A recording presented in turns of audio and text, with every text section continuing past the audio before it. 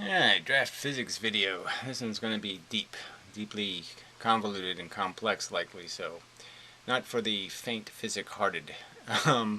Einstein field equations, general relativity, special relativity.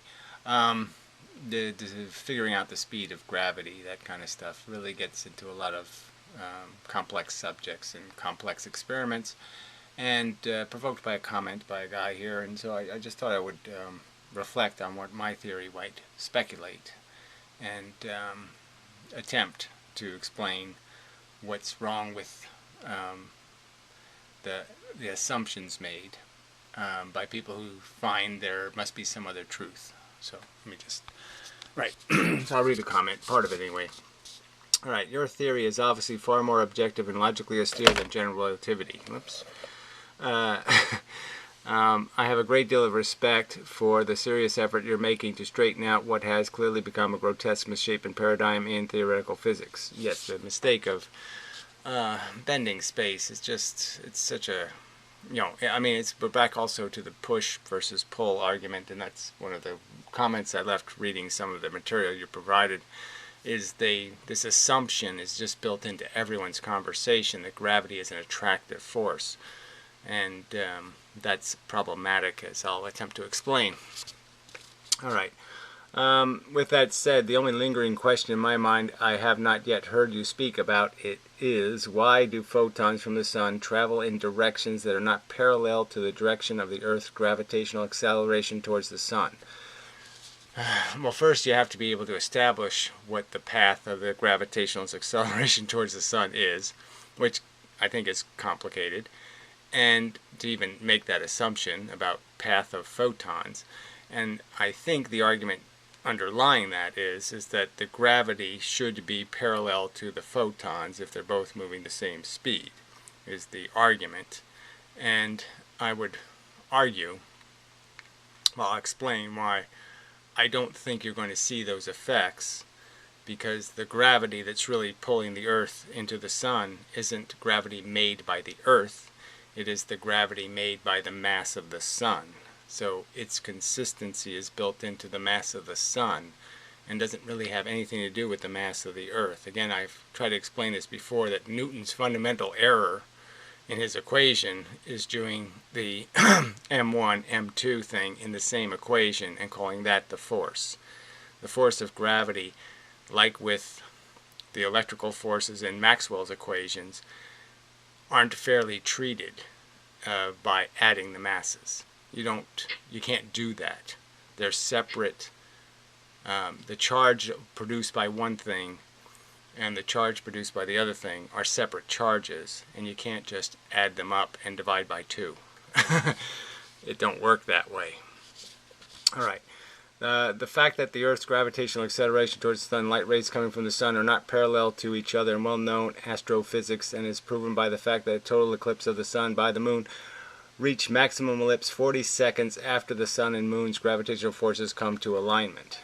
So again, this is the argument where the sun's actual position is versus where we see it, which are two different positions. So actually at the time of the eclipse, when we're seeing the eclipse is actually 8 minutes old, and therefore the sun has actually moved gravitationally past the eclipse point.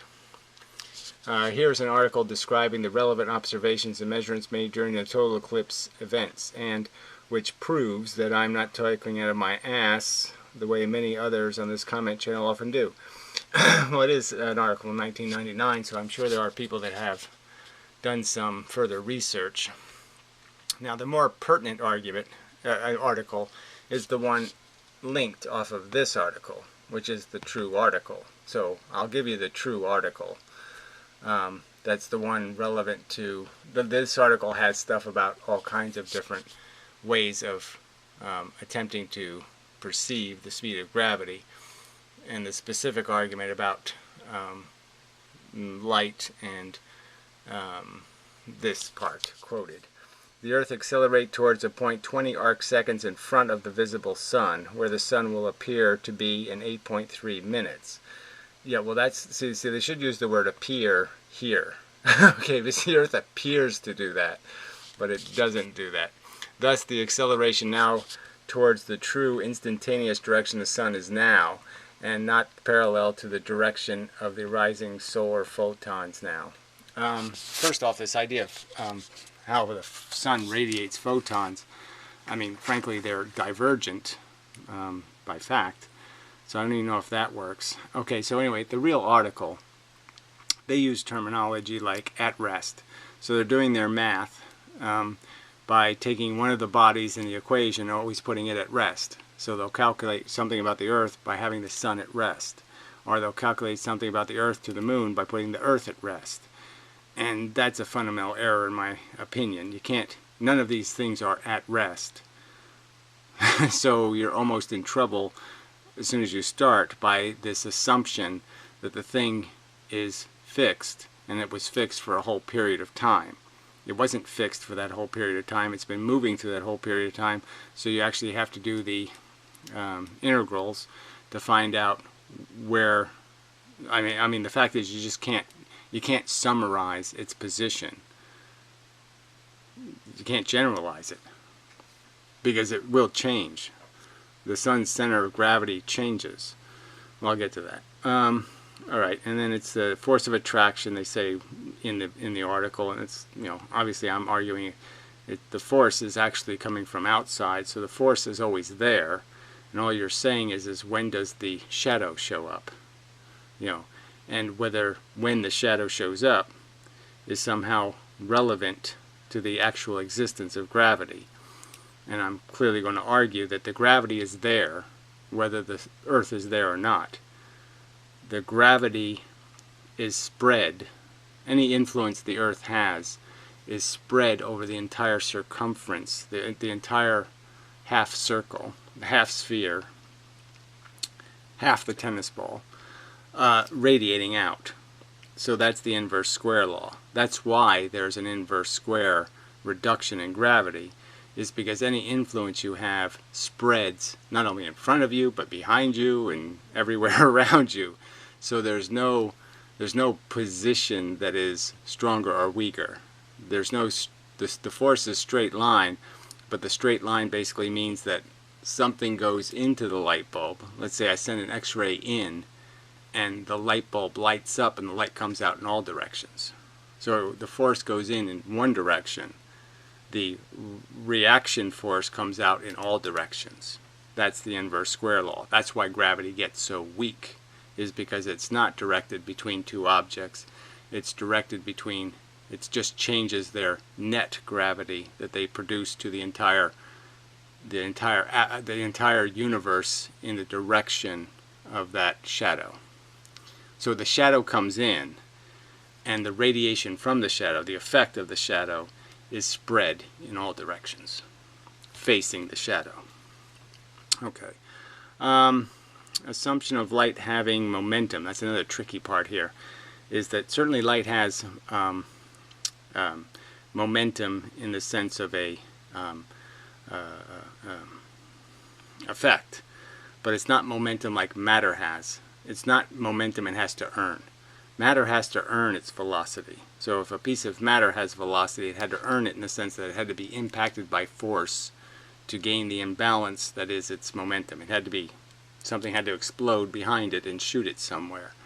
Where light has its momentum, it never acquired momentum in that way. And if it did acquire it, it acquired it at a one-time event, and its momentum is permanent. So it doesn't have a changeable momentum or anything like that. So even though we're using the same word for it, it's not really the same kind of concept. So you can't really think about light as a material body. You can't think about it being affected as if it's a material body, because it's not. It's a piece of force. It's a graviton, you know, at a frequency. All right. So gravity, something objects. Let's see. Oh man, I gotta get new eyes and a new hand. Gravity in blah blah blah, blah blah blah, question mark. BS. Okay, so I thought it was BS. So gravity something. Anyway, okay, it doesn't matter. Something about it in balancing orbits or something maybe. All right, so here's a way to think about it. We've already had this conversation in the Puro conversations just about the fact that the idea of the moon and the Earth in orbit is sort of an illusion. What's really taking place, so to speak, okay, is that both things are swinging around each other. So I'll probably draw this the wrong way, right? So this would come through here. All right, so it's a dance they're doing, twisting around each other, and it's not what we perceive it to be, is this idea of this whole thing going around, but there's no fixed object. So as the thing's moving, the moon is taking a path that looks something like that, and the Earth is also moving in that kind of a path. So neither thing is moving in what you would call a circle. And so this is sort of factual. I mean, I'm not making this up either. Okay, so relative to the sun, that's the way it's happening. There's not some straight line path in a sense. So I'll explain that by saying it this way. So you have to understand the Earth and the moon have a weird relationship, because the moon is actually quite large. I mean, it's the largest moon in the solar system, I believe. So it's big, as a percentage of the Earth. It's not a small object. It's a relatively big thing. I mean, it was actual gravity on the moon. It wasn't like it was, I can't remember what it is, 60% or 50%, 60% of the Earth or something. It's a substantial gravity on the moon's surface. It's a substantial body of matter. And so what's happening is, and the sun is over here very far away. So this is 8 minutes, it's very far. This is 1 second away from the Earth. So, huge differences in the proximity. And so now we're going back to in reading some of Einstein's stuff, I did notice that, I mean, Einstein was an innovator in a sense, but he was also a guy who, he took a lot from other people. And Maxwell was a contributor in a sense to relativity, even in a backdoor kind of sense, because Maxwell's equations dealing with charges led Einstein to have a different perspective about this whole idea of anything being fixed. And I think the whole point of figuring out the precession of Mercury was really just recognizing that Mercury is so close to the sun that the fact is that Mercury is tugging on the sun, and the center of the sun's gravity is moving. And so the two things are spinning around each other a little bit. And that's causing the precession. So the sun isn't a fixed object as it was in Newton's math. And Einstein made it a moving object in the sense that at least he made the center of the sun's gravity mobile. And that's the key ingredient here, is the center of gravity.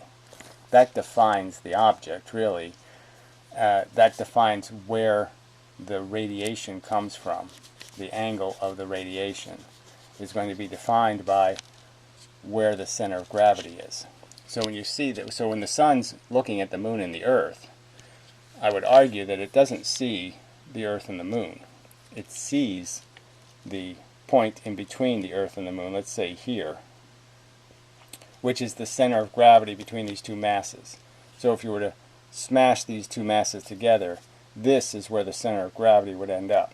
This would be the center of the one planet. And then what you do is, in kind of a Maxwell kind of way, you draw a new circle. It's not a very good circle, but you draw a new circle, and then you realize that the new circle has to have its center around this center. So the real circle is going to be on this center of gravity, and so that would be the real. This is the real object that is the Earth-Moon.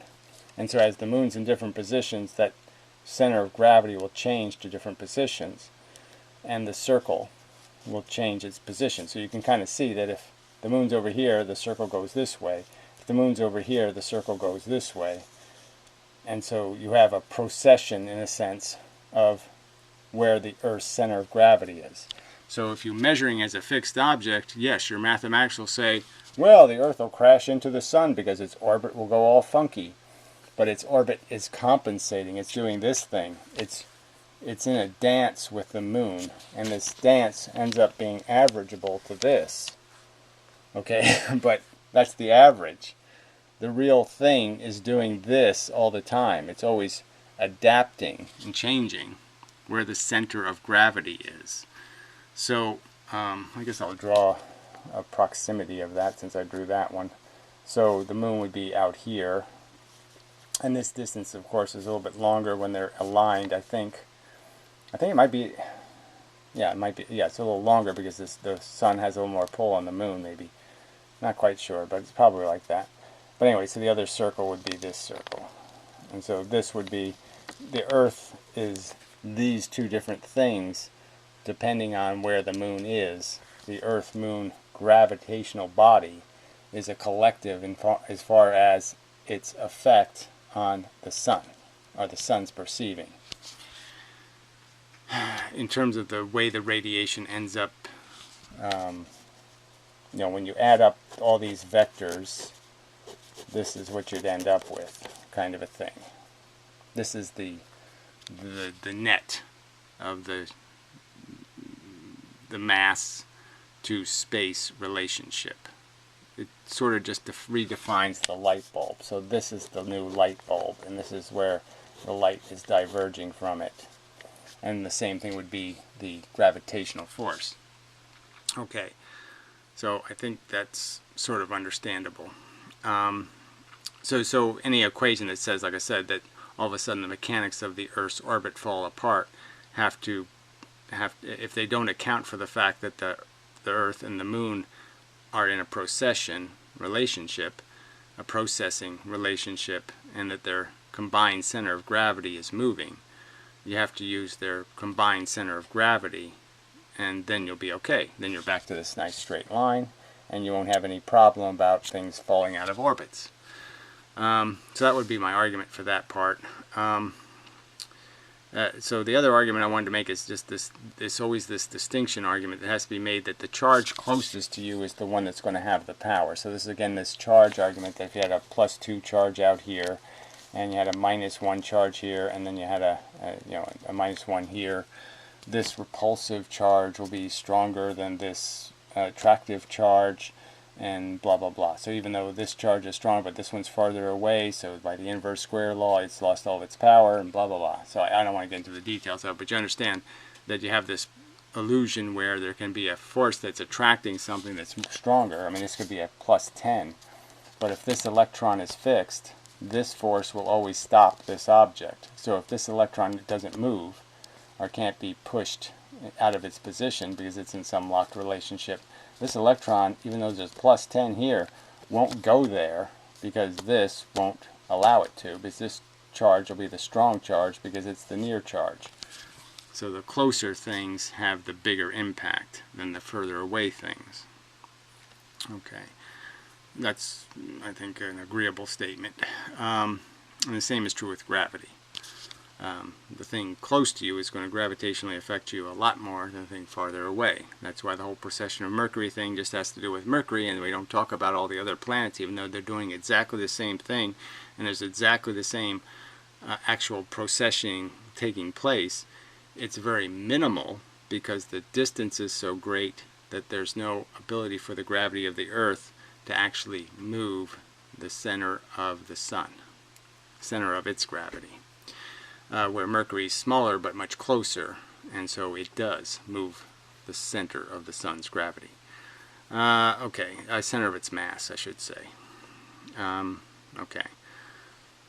So the only other thing I wanted to get to was this radiation part again. So the trick of gravity is, by my theory, obviously it's an external force, so it's a push force. So the push is always there, and all we're talking about is when does the shadow show up. And when is that relevant? And my argument is that the gravity that's keeping the Earth in its orbit is not being produced by this Earth. The Sun is producing this shadow, whether the Earth is here or not. So the same shadow is being cast around this entire area. Okay, the blockage of force, okay, is happening by the mass of the Sun. So it's radiating the same. Let's see. It's blocking force in all directions, and what's the right way to say this? I don't want to say that it's not inductive. It's inductive. Okay, that means that the Earth, the presence of the Earth and its absorption is what changes what sphere is dominated. Okay, so the directionality. So again, we're back to the inverse square law. What produces the inverse square rule? Well, what's producing it is the fact that this blocked force, so the force that this absorbs, when the Earth moves this way, it absorbs stuff going this way. That's how it moved. That's what creates its acceleration, is the absorption of arrows going towards the sun. When it absorbs those arrows, the sun reacts, okay, by doing the same thing, but it does so by pushing the force out in any one of these vectors. So any one of these counts as the right direction. So anything that has a forward component is counted as part of the movement of its center of gravity in that direction.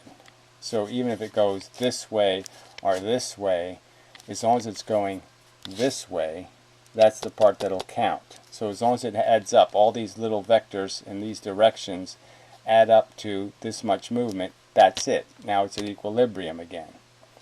It's compensated by absorbing the appropriate amount of force in the opposite direction. The equal and opposite reaction has taken place, but the equal and opposite reaction has been spread over the entire sphere of the sun in the direction of the Earth.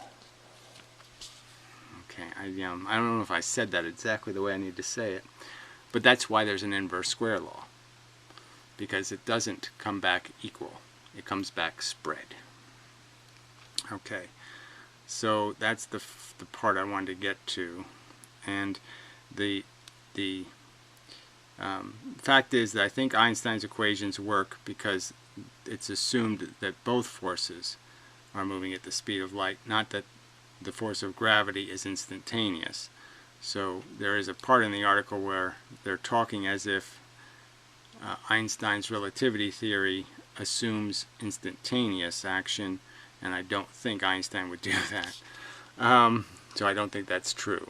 So I don't know what to say on that part.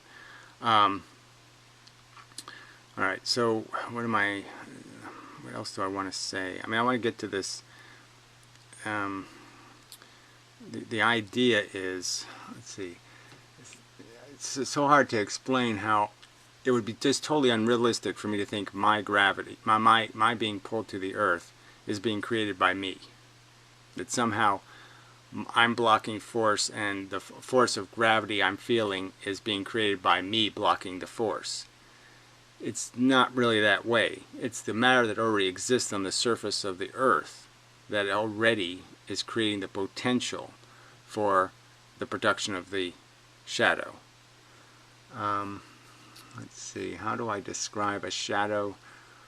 I mean, the obvious paradox in what I'm saying is, I'm just stuck with my own vocabulary.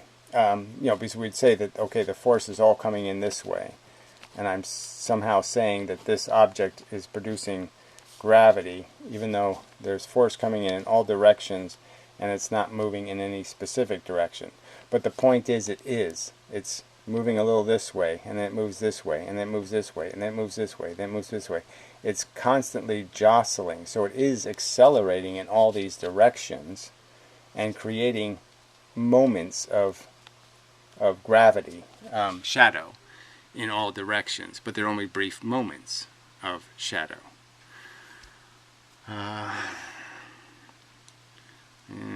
It still doesn't quite say it the way I want to say it. Obviously, if you don't net go anywhere, the argument would be, well, it's the same force going in as the force coming out. It has to equal out. And yeah, it would equal out theoretically if there was nothing else in the environment to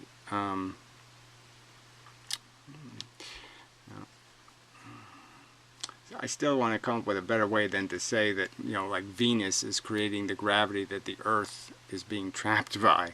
But in a sense, that's how it gets complicated. When you have more than one body in the field, it gets complicated because their presence is creating the same, turning the light bulb on, so to speak. It's turning the gravity light on.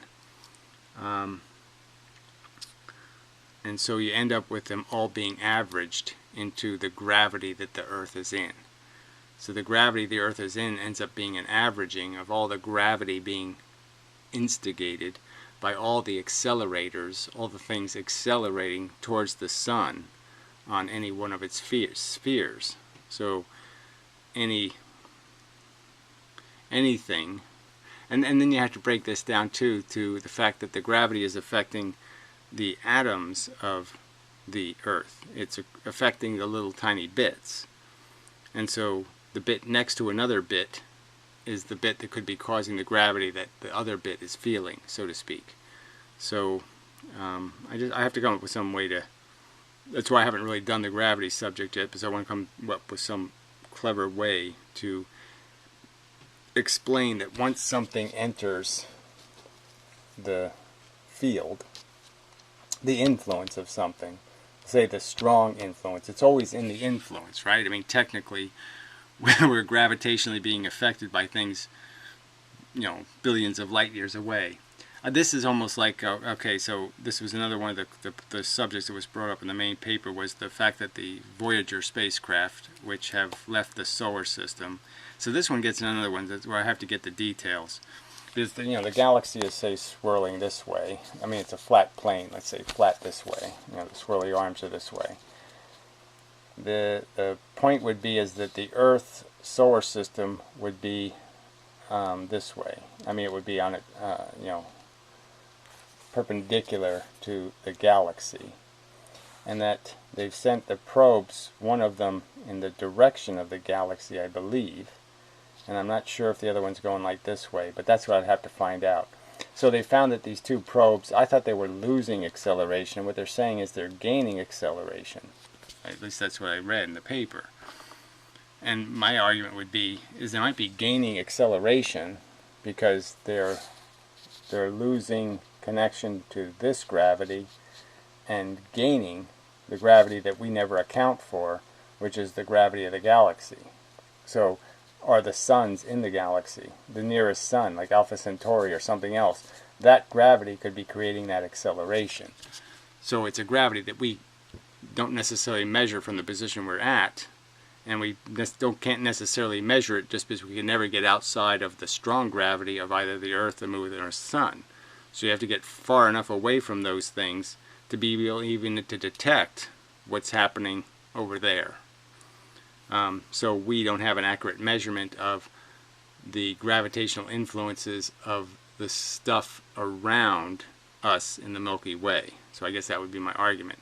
We have no way of really calculating how much mass is in the region of our section of the Milky Way, or in what direction that gravity would be in. And obviously these probes would be able to feel that gravity once they were distant from our gravity, the gravity of our sun. Alright, that's sort of understandable. Yeah, so anyway, so the Earth isn't in gravity that's made by the Earth constantly communicating with the sun in some way. The gravity that the Earth's in is a shadow that has a rebound from the sun, and it's clearly not instantaneous, and that field of gravity radiates like a light bulb. So again, like I said, anything in the field will create the same effect. So anything on our same side of the solar system, if the sun's here and we're here, and Pluto's here and Saturn's over here and maybe Neptune's over there and this is over there, these planets are actually creating blocking force this way, okay, pretty straight line-ish compared to, I mean, spread out it spreads out and hits the sun all these radians, of course. But the point is it's this very narrow cone because of the smallness of the object producing the gravity. I mean, producing the shadow. But the sun radiates it back in this much bigger cone. And so we're essentially trapped in the gravity being created by all the masses on our side of the sun. Yeah, I think that's a good enough way to say it. That's why all of those things influence how far or close we are to the sun, or how much influence there is, because that's our collective charge, so to speak. Alright. Yeah, I don't want to beat this to death, but that's just that's my preliminary statement on why. I'm just curious whether you think that is at all, if any elements of that, I think, negate this problem of photons somehow not matching our acceleration towards the sun, which can't actually be measured when it's actually happening. I mean, we say things like, you know, we're moving towards the Earth at 10 meters per second, but no, we're actually moving 5 meters per half second and 2 meters per quarter second. And, you know, at what rate the actual, if you were to actually do the integral of our actual motion, it would cut down to kind of like a Planck distance thing, because it's the actual little bits inside of us that are doing all of the calculating, in the sense that some of the bits are way ahead of the game and some of the bits are way behind the game, and it's the average of what all the bits end up doing to my mass. So my center of gravity, just standing on the Earth, is constantly moving up and down as bits are accelerated down and other bits are forced back up. I'm constantly being, the force is constantly rebounding through me at the same, and it's rebounding the same light bulb effect, in the sense the force on my feet isn't straight up and down, it's in all directions. And so that's another thing, that's another thing I wanted to bring up, is that we know that from like the tidal forces, they call it, right? And, you know, the fact that the pull from the moon, you know, the effect on the moon on the Earth is that it's pulling more, you know, that's the interesting thing, right? That was the other video somebody pointed to, one of those stupid PBS videos that was actually pretty good. The Earth is, the moon is pulling on the Earth up here, and it's actually the fact that it's pulling here in this direction that ends up pushing the Earth, compressing everything here, and that's what's creating the thicker water, is because the Earth is being compressed here, so it's like squeezing the water down to the surface here.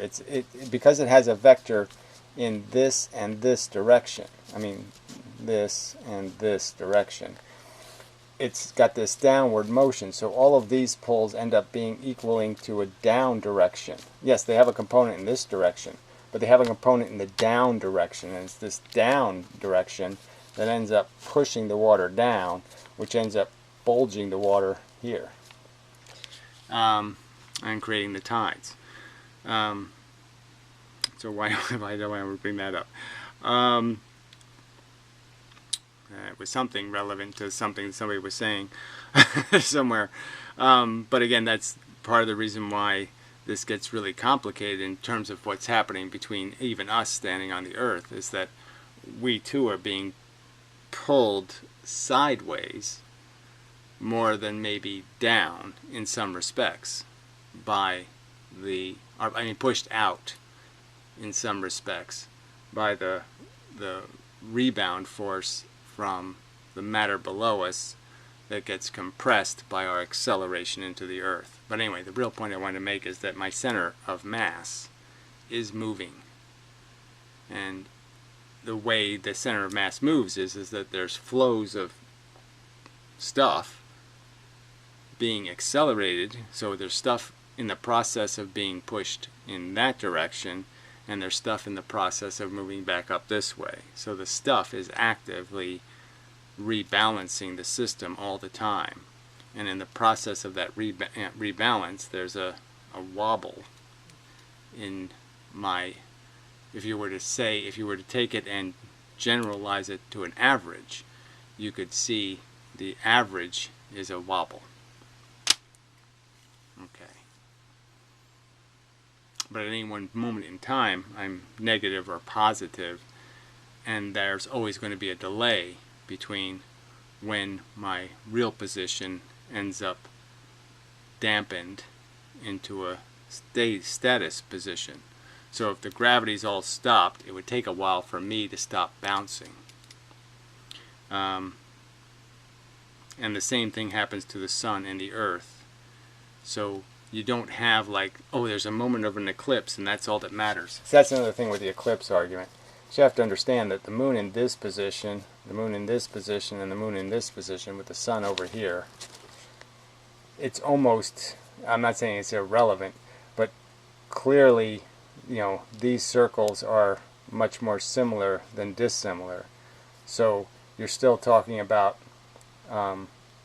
the sun is still reacting to these two gravitational bodies, and so these centers of gravity are not going to be that far off from each other. So from the sun's perspective, there isn't nearly as big a difference. And clearly from the sun's perspective, these are all vectors that would end up producing, again, it's still going to radiate like a light bulb all the time. So the radiation is always going to do this, no matter how it comes into the sun. It's still going to radiate off this whole hemisphere, because the only component that matters is the component coming from these things in this direction and the component back from the sun in this direction. These are the only components that matter. All of the sideways motions are irrelevant to the function of the gravity. They're byproduct. They don't cost the system anything. Again, these are all moving bits. They all have a permanent momentum, and it just doesn't matter whether they're going this way or that way or that way or that way. It doesn't take any more energy to go any one of those directions. So you have to understand in the real universe, there's no such thing as a waste. You know, there's you can't. It's going the speed of light no matter which way you make it go, and there's absolutely no energy required to flip it from here to flip it to there. You don't consume anything, so you can waste as much as you want going the wrong way, and the only thing that's going to matter is how much of you went the right way in terms of balance. Okay, so that's probably a better way to say it. So there's lots of waste in the way something gets to where it's going, and that takes time for all of that motion to dampen. So it's almost impossible for somebody to measure